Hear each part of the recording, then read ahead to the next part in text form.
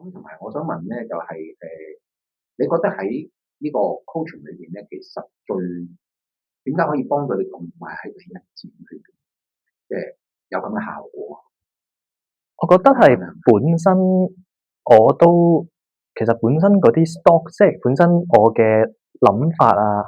我嘅橋啊，其實喺我過去嗰廿幾年嘅生涯入面都已經積聚咗喺度，我未去攞佢出嚟嘅，即係我已經收集咗好多呢啲咁嘅數據，我自己生活嘅一啲靈感啊，或者係其實我已經喺其他嘅方面已經去 make 咗啲 progress。但係點樣去外化佢，或者係原來仲有一個 step，即係有時我哋成日都會講身心靈嗰啲要點樣去為自己身體啊、心靈去做一啲 work 啊。咁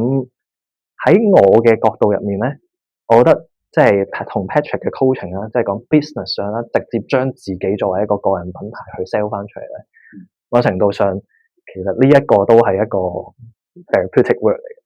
咁有啲條啊，不過就係個意思就係其實本身呢啲嘢已經喺度嘅，爭在你願唔願意去擺佢出嚟。